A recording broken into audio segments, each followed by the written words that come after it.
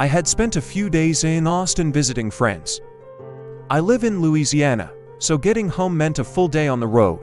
On my last afternoon there, an old high school friend, Tom, replied to my Instagram story asking when I was leaving. I told him I was heading out that day. He mentioned he lived about an hour outside Austin, actually in the direction I'd be driving anyway. I hadn't seen him in years. It felt almost nostalgic. Why not stop by? The GPS said an hour and a half, easy enough. When I pulled up to his house, it looked older, not abandoned, not broken down, just worn by time. The wooden porch groaned beneath my steps. When he opened the door, the smell hit me first: aged wood, dust, something rustic, like a cabin that had been standing longer than anyone remembered. Tom hugged me like no time had passed. Inside, it felt frozen in another decade. Heavy furniture, hardwood floors that creak under every shift of weight. It was charming in a strange way, like stepping backward into the 1970s. We sat in the living room drinking whiskey around 5. One drink turned into two turned into more than I could count. The warmth of the alcohol made everything feel smaller, cozier, but heavier too. Time blurred, conversation flowed. We laughed about high school like we were still 17. Then came the question I knew was coming. "You've got a long drive tomorrow. Why not just crash here?" He was right. I was in no condition to drive. He offered the spare room. Said it wasn't fancy, but better than the couch, good enough. We ordered food, ate, and sometime later he led me down a short hallway to the guest room. I barely noticed anything. I was too drunk to care. I remember the air feeling still, stale almost, like the room hadn't been opened in a while. I collapsed onto the bed. Sometime deep in the night, I woke up. My mouth was dry, my head spinning.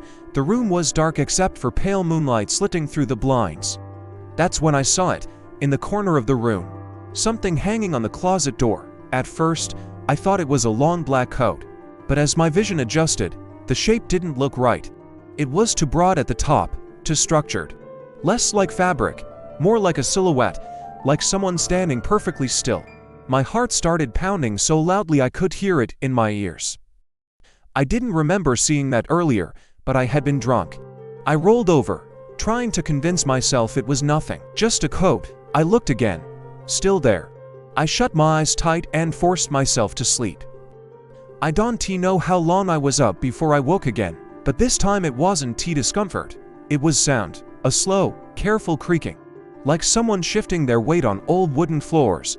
My eyes snapped open. Dawn light faintly lit the room. I turned toward the corner. The coat was gone. I sat up so fast the room spun. My chest felt hollow, buzzing with fear and leftover alcohol. The corner was empty. The closet door was bare. I rushed to Tom's room and shook him awake. He was dead asleep. "The coat," I said. "The one in the spare room." He blinked at me, confused. "What coat?" "The black trench coat, hanging on the closet door." It looked like a person. He frowned. "I don't own a trench coat. And there's no coat rack in that room." He wasn't joking. We checked the room again. Nothing. We searched the entire house. Nothing.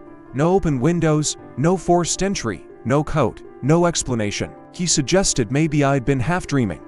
I wanted to believe that, but the creaking, the missing shape, the certainty of what I saw. When the sun fully rose, I left. The whole drive back to Louisiana, I replayed that image in my head. Maybe it was alcohol. Maybe it was sleep paralysis. Or maybe someone had been standing in that room, watching me, and left before morning. Story 2. The forest in Sweden. This happened when I was 18. I was on a road trip in Sweden with my parents and a friend. We'll call her Anna. We had an 8-hour drive planned to visit a theme park.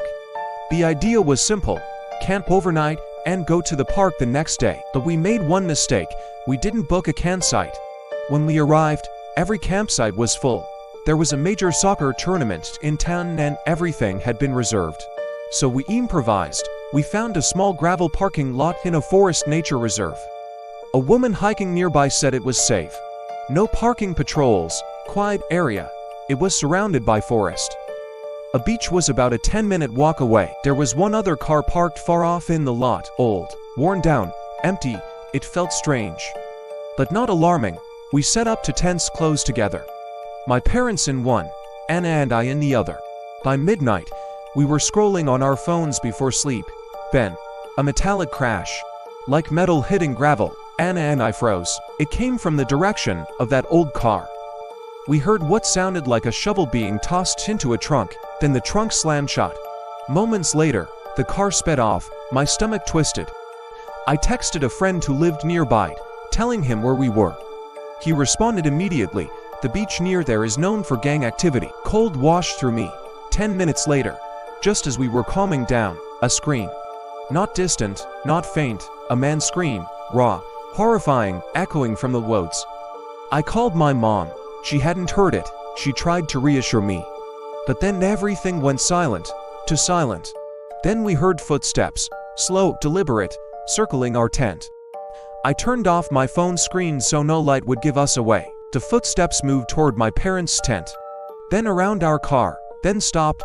It felt like whoever it was standing there, watching. Suddenly, headlights flooded the tents.